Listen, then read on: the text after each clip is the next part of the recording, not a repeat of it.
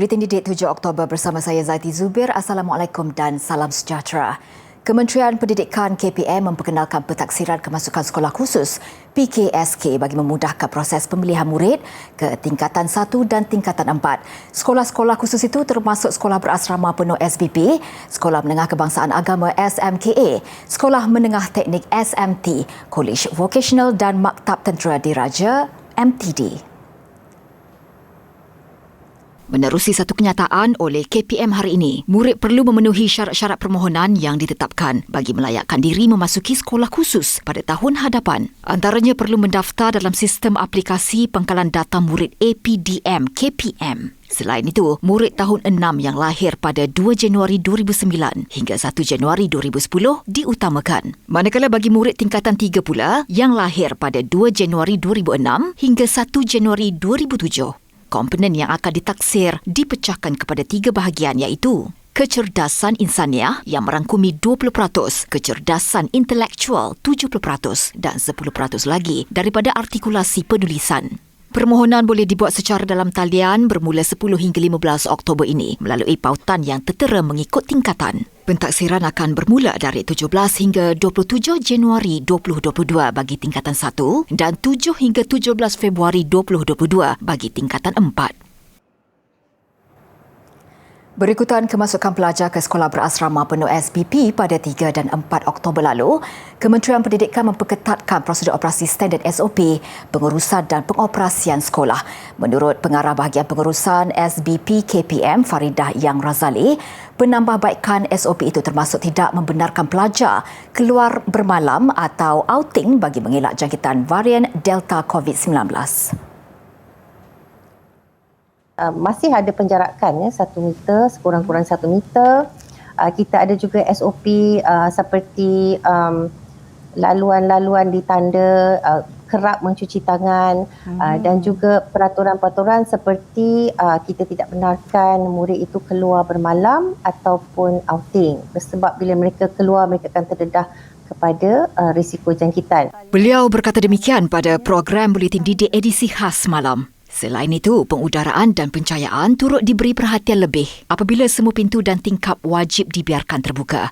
Manakala semua tirai atau langsir wajib ditanggalkan bagi mengelak penyekatan aliran udara dari luar. Pelajar juga wajib melakukan ujian kendiri COVID-19 sebanyak 3 kali, iaitu pada hari pendaftaran, hari ke-6 dan hari ke-14 mereka di SBP masing-masing. Sekiranya pelajar bergejala sewaktu berada di SBP, mereka akan diisolasi secepat mungkin sehingga memperoleh keputusan ujian kendiri yang negatif. Dalam perkembangan lain, KPM menetapkan pemberian kit ujian pantas RTK antigen air liur di sekolah harian hanya untuk kepada pelajar bergejala yang berkait dengan COVID-19. Menterinya Datuk Dr. Razi Jidin dalam sidang Dewan Rakyat hari ini menegaskan jika pelajar berkenaan bergejala, saringan akan dijalankan dan pengasingan dibuat sebelum tindakan lanjut dilakukan oleh pihak sekolah.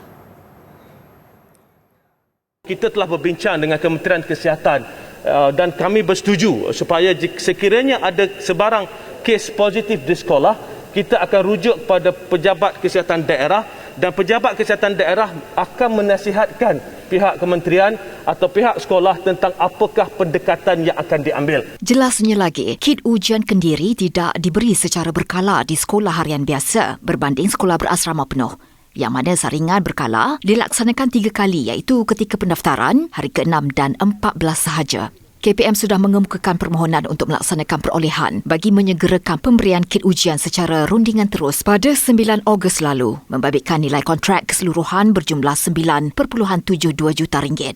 Katanya ia selaras kelulusan Kementerian Keuangan dan berdasarkan keperluan jumlah stok yang tinggi, iaitu 800,000 unit kit yang perlu penghantaran segera ke 140 pejabat pendidikan daerah dan Jabatan Pendidikan Negeri seluruh negara.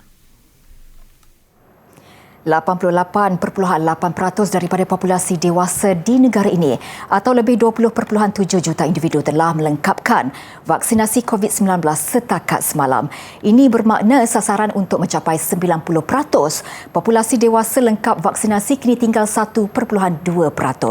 Menurut laman sesawang COVID Now, 94.6% atau lebih 22.1 juta individu daripada populasi dewasa menerima sekurang-kurangnya 1 dos vaksin. Vaksinasi harian semalam pula mencatat 209,907 dos. Manakala kadar vaksinasi remaja adalah 4.1% bagi mereka yang lengkap vaksin. 65.6% remaja berusia 12 hingga 17 tahun menerima sekurang-kurangnya 1 dos vaksin.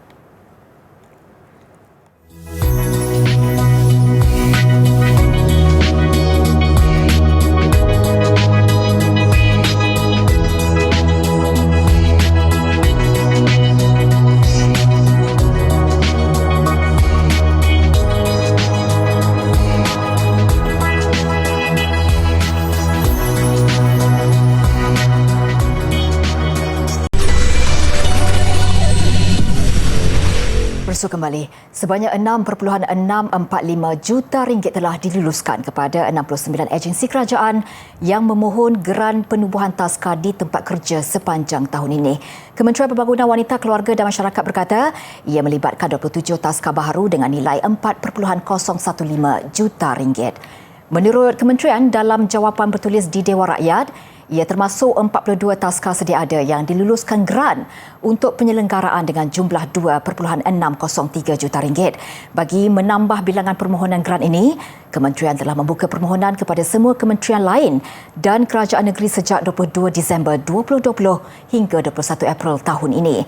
Menurut kenyataan itu, berdasarkan statistik bilangan taska berdaftar terkini adalah sebanyak 5,406. Sekumpulan sukarelawan melakukan khidmat sanitasi dari rumah ke rumah secara percuma khusus bagi meringankan kelompok keluarga yang memerlukan, secara tidak langsung membantu mereka yang terjejas dari segi ekonomi selain membendung penularan COVID-19. Lazimnya perkhidmatan mingguan yang dilakukan setiap malam Jumaat ini disertai lebih 20 sukarelawan. Di bangunan projek perumahan rakyat PPR Padang Hiliran setinggi 17 tingkat inilah kumpulan berkenaan menabur bakti. Menurut salah seorang peserta, Kamar Rujam Abdul Wahab, aktiviti ini dilaksanakan sejak 2 bulan lalu selepas mengambil kira bebanan keuangan yang terpaksa ditanggung penduduk di kawasan ini yang rata-ratanya daripada golongan B40. Oleh itu, kami mengambil inisiatif menyanitasikan kawasan ini. Tambahnya, peralatan sanitasi termasuk peralatan pelindungan peribadi PPE diperoleh hasil daripada pungutan sesama sendiri. Bagi penduduk, tiada apa mampu dilakukan bagi membalas kebaikan serta pengorbanan kumpulan terbabit selain ucapan terima kasih. Saya sebagai wakil penduduk di blok ni, saya mengucapkan terima kasih kepada sukarelawan-sukarelawan ni yang tiap-tiap minggu yang buat aktiviti ni lah. Memang saya gembira lah dalam situasi pandemik ni. Saya mengucapkan terima kasih kepada semua sukarelawan-sukarelawan ni. Diharap semua yang dibuat di sanitizer ni untuk keselamatan penghuni-penghuni di PPR disebabkan kes telah banyak meningkat. So haraplah kita semua kita jaga kita dan terima kasih banyak kepada yang telah terlibat. Pada masa hadapan, sukarelawan ini menyasarkan untuk membantu kawasan kejiranan berhampiran.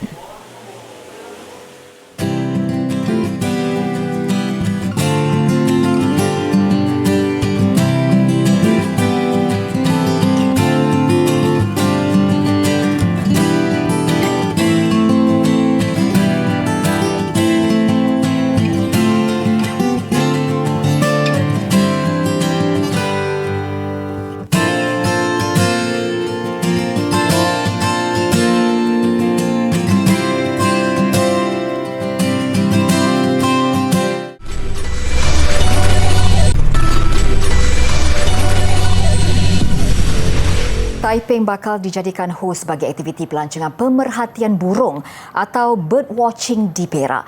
Inisiatif dilakukan selepas melihat acara itu mendapat sambutan yang menggalakkan dengan kehadiran pelbagai burung di sekitar bandar warisan berkenaan. Antara tarikan utama sepasang burung hut-hut yang buat kali kedua menjadikan Taman Tasik Taiping sebagai tempat pembiakan. Katanya, perkara itu amat jarang berlaku sekaligus menjadi tumpuan peminat burung tempatan. Untuk itu, kerajaan negeri merancang untuk menjadikan aktiviti pemerhatian burung hijrah sebagai acara tahunan yang diletakkan di dalam kalender pelancongan Perak peringkat antarabangsa. Siang tadi berlangsungnya perasmian Majlis Penutupan Taiping Bird Week 2021. Terdapat pelbagai burung yang unik di Taman Tasik Taiping dan Bukit Larut iaitu enggang badak, bayanuri dan bangau kendi.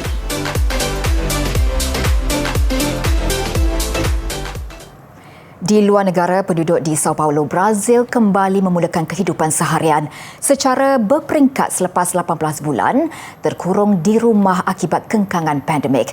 Bagi sektor pekerjaan, bekerja bersama di ruangan terbuka atau co-workspace semakin mendapat sambutan.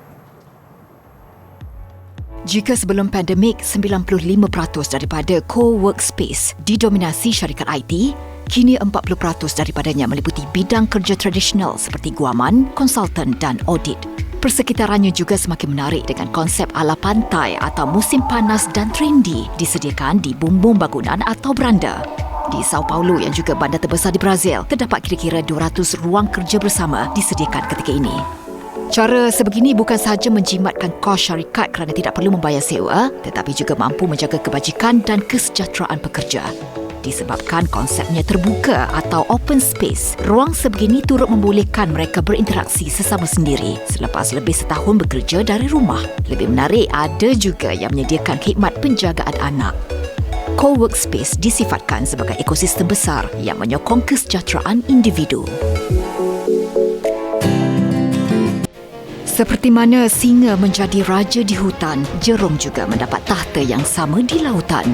Sifat mereka yang sama iaitu gagah, menakutkan dan mempunyai pelbagai keunikan menjadikan ia haiwan yang paling ditakuti dalam kategorinya. Deria bau sang jerung amat hebat. Ia boleh mengesan setitis darah sejauh 4 km. Mustahil untuk melepaskan diri apabila digigit jerung kerana kekuatan rahang haiwan pemangsa itu adalah pada kadar 6 tan per inci persegi. Jerung paus boleh membesar sehingga 15 meter panjang dan 40,000 kilogram. Pada ketika itu, ia dianggarkan mempunyai 300 barisan gigi. Jerung pemangsa terbesar ialah jerung Great White yang boleh mencapai 6.4 meter panjang. Manakala lanternfish, dwarf dan ribbon-tail cat shark dengan panjang sehingga 17 cm adalah yang terkecil. Jangka hayat ikan jerung adalah 100 tahun. Ia juga mampu hidup tanpa makanan sehingga 6 minggu.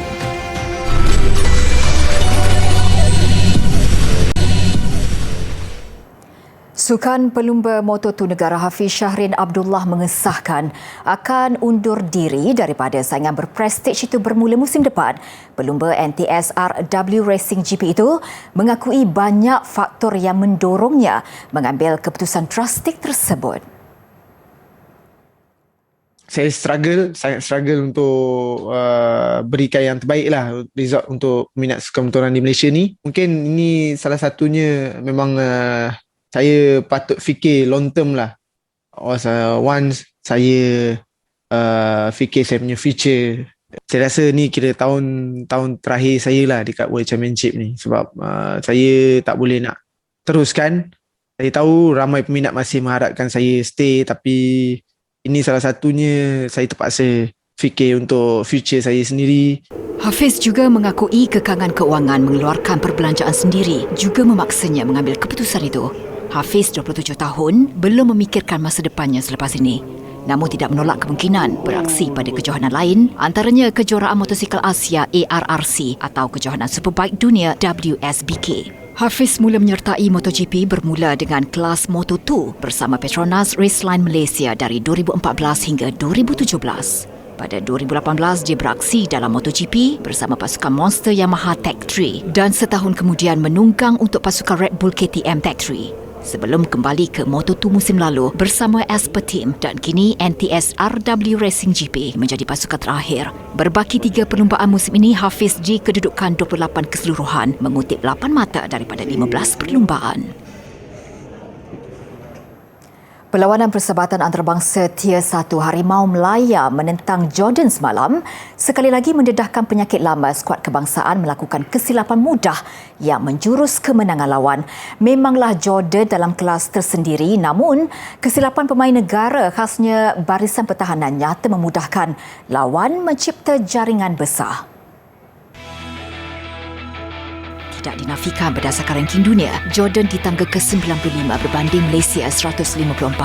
Sebahagian pemerhati bola sepak malah peminat tanah air sendiri tidak menjangkakan Malaysia mampu melakukan kejutan. Namun biarlah tewas selepas menampilkan aksi terbaik. Kekalahan 4-0 juga tidak menggambarkan kekuatan sebenar Jordan sekiranya diperhalusi dengan 3 jaringan lawan berpunca kesilapan pemain pertahanan. Selepas 30 minit bermain penuh disiplin, menyerap asakkan lawan, pemain negara gagal mengekalkan rentak, sebaliknya mula tampil dengan aksi kucar-kacir.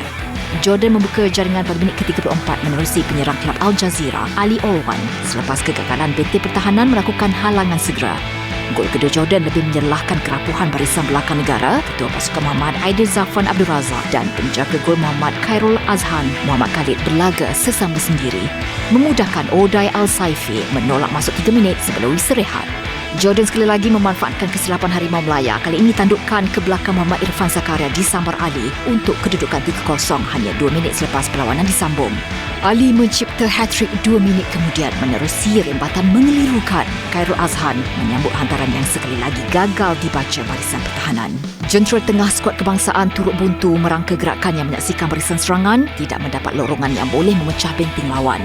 Skuad bimbingan Tan Cheng Ho menamatkan aksi persahabatan di Jordan Sabtu ini berdepan lawan lebih kuat Uzbekistan yang menduduki ranking ke-83 dunia.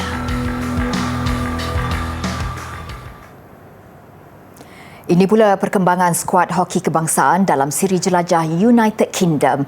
Tewas 2-3 pada aksi pertama menentang Ireland, skuad bimbingan Arul Silva Raj tampil dengan aksi lebih mantap apabila menang 4-2 pada perlawanan kedua. Sebagaimana perlawanan pertama yang juga berlangsung di kelab hoki Leeds Nagavi, Malaysia sekali lagi ketinggalan apabila Ireland membuka jaringan menerusi Jeremy Duncan. Namun Malaysia bangkit menerusi 4 gol. Muhammad Razi Abdul Rahim membuktikan status pakar sudut penalti apabila meledak 2 jaringan. 2 lagi gol skuad negara menerusi Muhammad Azrai Aizat Abu Kamal dan Najib Abu Hassan. Manakala gol kedua Ireland hasil jaringan Luke Medley pada lewat permainan. Skuad negara akan meneruskan siri jelajah menentang Wales Sabtu ini. Begitupun nasib berbeza skuad projek khas lelaki kebangsaan bimbingan Welestan. Mereka tewas lagi kepada skuad bawah 21 England 0-2 selepas tumpas perlawanan pertama 2-3. Ia sekaligus kekalahan ketiga dalam siri jelajah United Kingdom pada perlawanan pertama skuad negara tumpas kepada kelab Repton HC 0-2. Tetap mengakui ada peningkatan di sebalik 3 kekalahan ini. Welestan cuma bimbangkan kecederaan pemain utama antaranya Muhammad Akimullah Anwar Esok, Muhammad Arif Syafi'i Ishaq dan Muhammad Nur Firdaus Rosdi.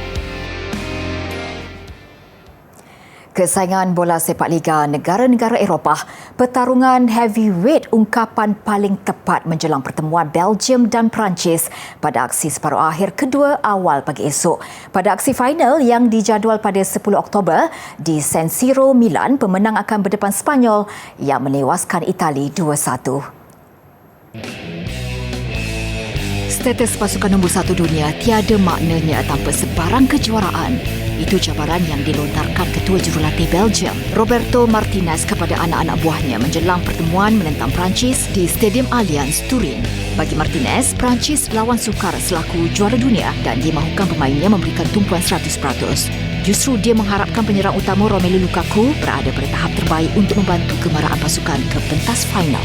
Sementara itu, pengendali Perancis, Didier Deschamps menjelang pertemuan menentang Belgium, merumuskan kekuatan seimbang kedua-dua pasukan, cuma percaturan taktikal membezakan mereka. Deschamps juga melihat Belgium dibarisi pemain muda berbakat dan tonggak berpengalaman yang memiliki lebih 100 caps. Pada Piala Dunia 2018, kedua-dua pasukan bertembung pada separuh akhir yang menyaksikan Perancis menang tipis 1-0. Pertunjukan lampu menjelang Hari Kebangsaan di Taiwan 10 Oktober ini mengakhiri buletin didik. Ia dirasmikan Presiden Tsai Ing-wen bersama barisan Menteri Kabinet Republik itu. Dengan itu, saya Zaiti Zubir. Salam hormat dan selamat malam.